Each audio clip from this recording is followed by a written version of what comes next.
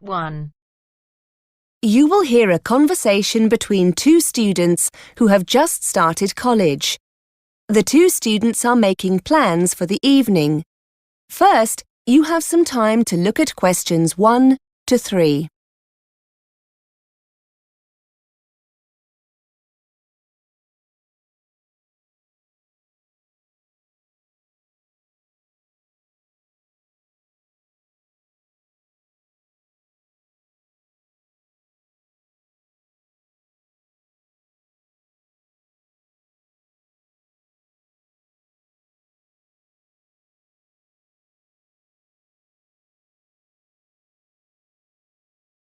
Now we shall begin.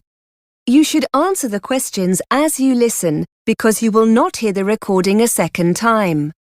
Listen carefully and answer questions 1 to 3. Hi Lydia, how was your French class? I enjoyed it. Francoise, the teacher, she's really nice and friendly. What about you? You're in the exam class, aren't you? Yes, it was good. There's a lot of work, but I think I'm going to enjoy it. Anyway, we were going to meet up later, weren't we?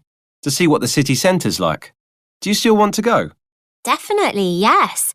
Some of the people in my class went out last night and had a great time. Where would you like to go? What would you like to do? I'm not that bothered, really. We could walk around for a while, do some window shopping, see some local sights. I wouldn't mind seeing a film later in the evening if you'd like to. My host family are cooking, so I don't think I'll be hungry for a meal or anything like that. I don't really want to stay out too late, no clubs or anything. What about you? Let's just see how we feel when we get there, shall we? My teacher told me it's late night shopping, so there should be lots to do. Shall I meet you after school? Before you hear more of the conversation, you have some time to look at questions 4 to 10.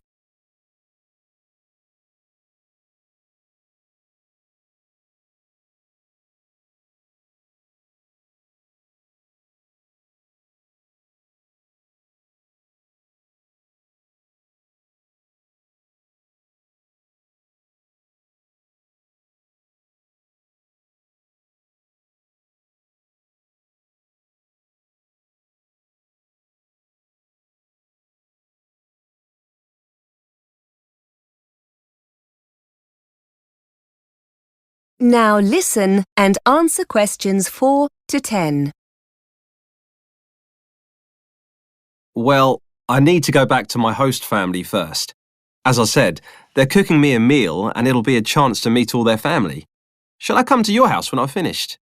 You're with the host family as well, aren't you? Yes, I haven't memorised the address yet. Wait a minute. Where's that card they gave me earlier? Here it is. Have you got a pen? Hang on. Right. Yes, what is it? OK, it's Mr. and Mrs. Andrews. You don't need that, do you? Here we are. The address. It's 60 Mayweather Road. It's in Coldfields, not far from the city centre, actually. My house is on the 14 bus route. It's easy to find. It's just across the road from the police station. If you get lost, here's the telephone number. 01764 38864. Shall we say about 6? OK, that'll give me time to get ready. I'd like to find somewhere that sells paper and pens if possible. I'm sure you'll find somewhere. I'm hoping there's a bookshop.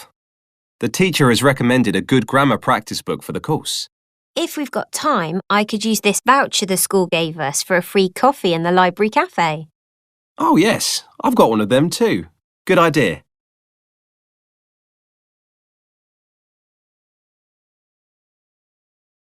That is the end of part 1. You now have half a minute to check your answers.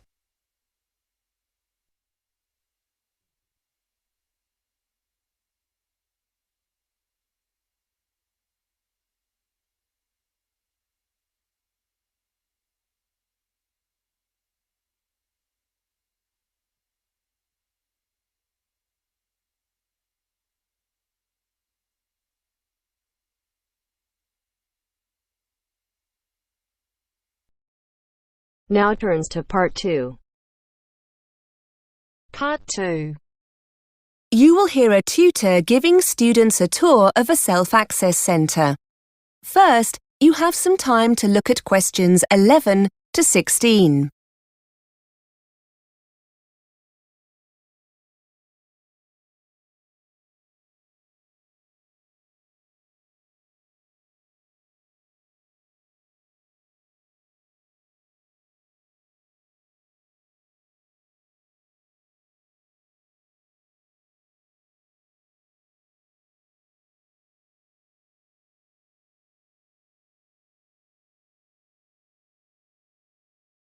Now listen and answer questions 11 to 16. OK, so here we are on the first floor. The self-access centre is just along here on the left. This room's very popular with students and can get quite busy. When it's quiet, you can come here as often as you want, but if there's a lot of demand, such as coming up to exam time, we have to limit sessions to make sure everyone gets a chance to use the resources. If you'd like to follow me in. So, here we are. As you can see, it's a lovely bright room with lots of resources to help you with your English studies. Over there against the wall, we have a row of internet-connected computers. As you can imagine, these get taken very quickly with students wanting to check their email, Facebook, that kind of thing. Because of the demand, we ask students to try and stick to about 30 minutes maximum. You'll need to log in with your username and password. You should have created these already during your induction. Please do not share your details with anyone else, and please make sure you read our policy on using the internet. I mentioned the help desk earlier, and that's it over there, just past the computers in the corner. There are usually 2 members of staff available to help you, and these will often be teachers, so if you have any language questions, that's where you can go. Now, over there you can see the reference section. You'll find dictionaries, exam practice tests, vocabulary and grammar books. I should point out that these books are for reference only, and we don't offer a loan service. We are allowed to make photocopies of 1 or 2 pages, so if there's an exercise you need a copy of, ask the staff to help. Now, these computers on the oval table here, they're our high-spec PCs. You'll find programs to help you with your English, but also opportunities to practice other languages, such as Spanish, Chinese, German, several languages in fact. Some of them require a CD-ROM. You can collect them from the help desk. By the way, there's no internet connection on these computers, nor any office software for the time being. If you want to do any word processing, you'll need to use one of the laptops we keep for this purpose. Again, see the staff if you need one of these. Before you hear the rest of the tour, you have some time to look at questions 17 to 20.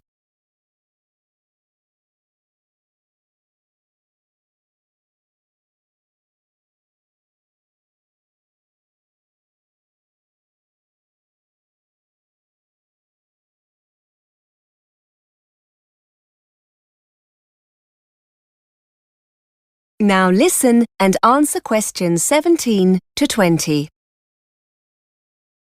Some of you were asking earlier about extra listening practice, and these small rooms here are dedicated language labs. If you want to use this resource, see a member of staff to buy a set of headphones. And finally, here on the left, we have 2 stands with our large collection of readers. These are simplified novels by well-known British authors like Charlotte Bronte, Charles Dickens and Shakespeare. The books are graded, and you'll find lots that will be appropriate to your level. Unlike the reference books, you can take these readers home and keep them for up to 14 days. I think that's everything. The centre is open from 8:30 till 5:30 during the week, so as your classes start at 9, those of you who get here early can use the resource before your lesson. Although it's open all day long, it's booked by a tutor for their class now and again, so you might not be able to gain access if you have any free time during the day. It's best to ask the tutor concerned if it's okay to pop in. Oh, and it's open on Saturday as well, just for a few hours, from 10 till 1.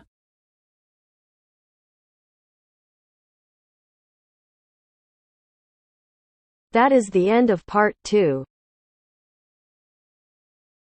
You now have half a minute to check your answers.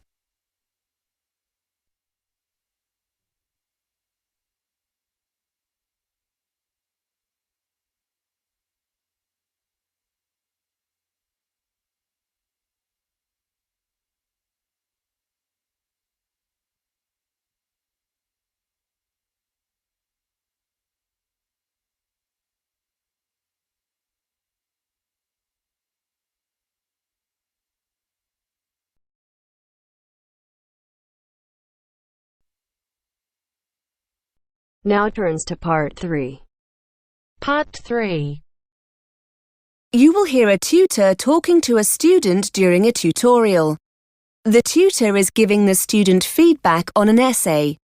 First, you have some time to look at questions 21 to 24.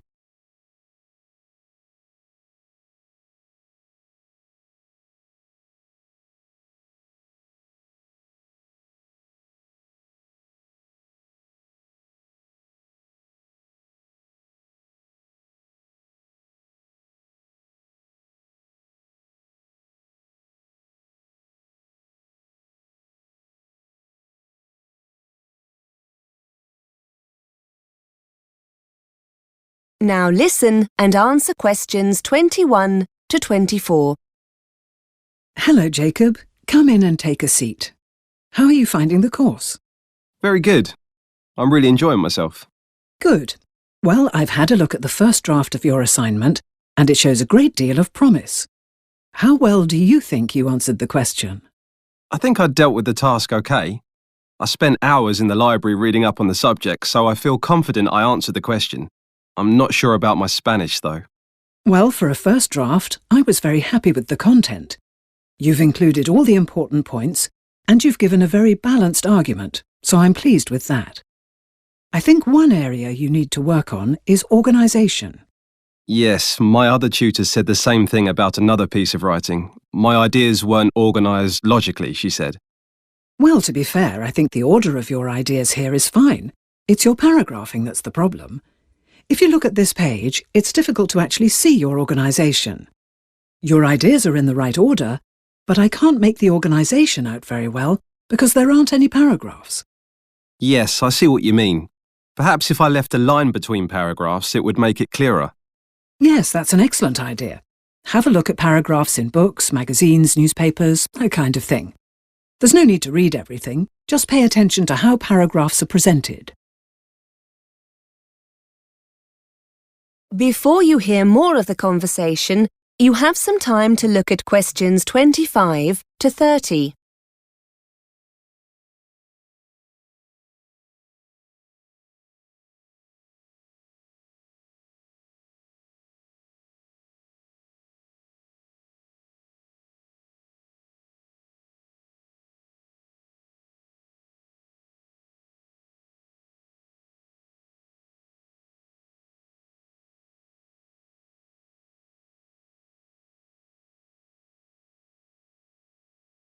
Now listen and answer questions 25 to 30. OK. I'll have a look at some of my friends' work as well. They don't seem to have this problem. What about the style of the writing? Is that OK? I've never really learnt how to write formally, so I'm always a bit worried about this when I write an essay. The register is very good, Jacob. No problem at all. You've used lots of nice set expressions we'd expect to find in a piece of writing like this, and used them very naturally. That's good. What about my Spanish? Your basic grammar is okay. You haven't made many mistakes, so that's good. What I would suggest is trying to experiment more with advanced sentence structures. Yours tend to be on the short side. That's okay when short sentences are required, but sometimes combining two sentences into one can make the essay flow more naturally. Have you got anything I can use to practice that? Any books or websites I could visit? Yes, no problem. I'll give you one of our worksheets in a minute. You can take it away and work on it before you write your second draft. Finally, another thing you could think about is using more advanced vocabulary. Again, the words you've used are fine, but there are more advanced synonyms that would fit more appropriately in an essay like this. Well, I've bought a thesaurus. Yes, that's just what you need. As you can see, I've underlined where I think you could make changes, but I haven't suggested any synonyms. Use your thesaurus to try and find some alternatives. That is the end of part 3.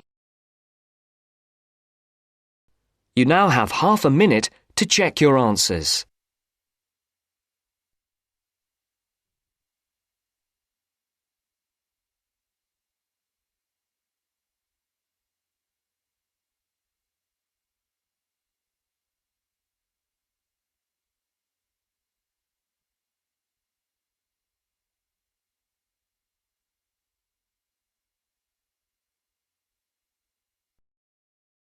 Now turns to part 4. Part 4. You are going to hear a tutor giving a lecture on the subject of obesity.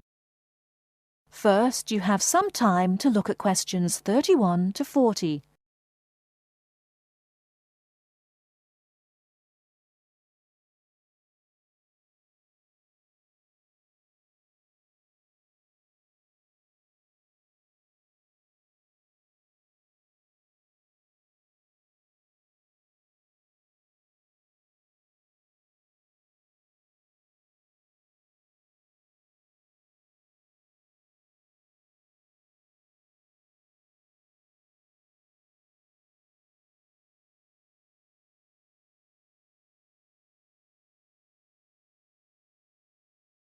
Now, listen carefully and answer questions 31 to 40.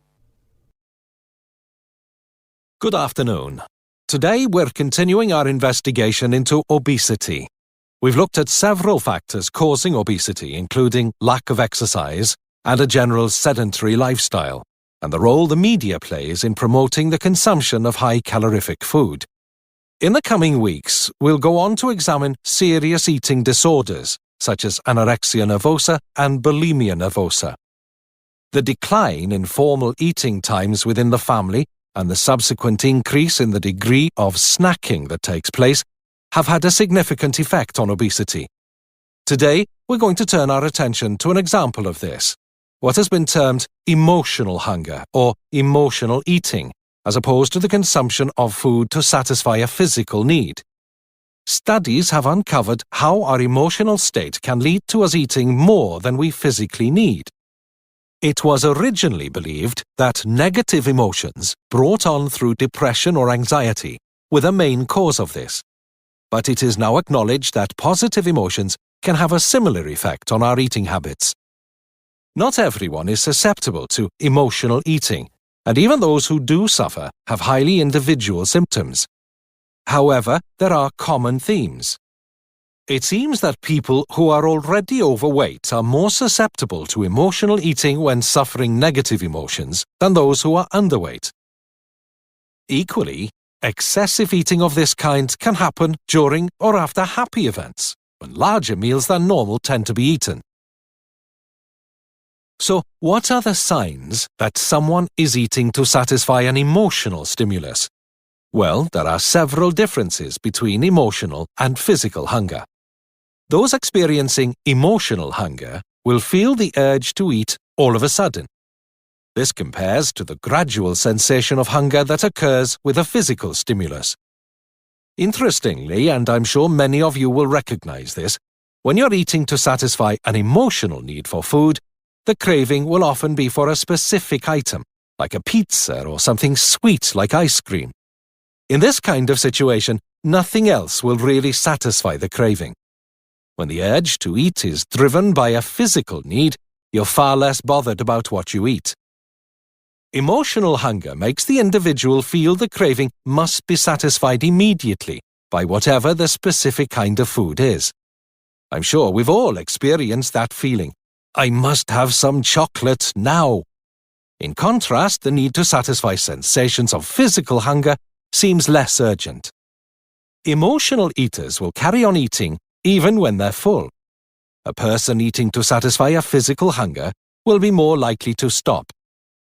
Finally, and probably not surprisingly, feelings of guilt often follow emotional eating, but not when eating normally. This has serious consequences for those working with patients suffering with obesity. One way to deal with this is to educate sufferers into understanding the different symptoms of physical and emotional hunger, and to try to help them identify the pressure points during a typical day when daily stresses occur. Being conscious of one's eating habits is the first step in dealing with the problem.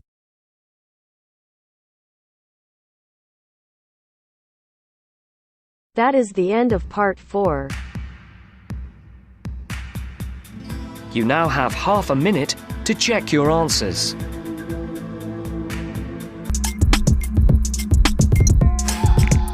More carrots. Don't tear it. More carrots. Where's Garrett? Vegetables. Vegetables. Here I come from the west side.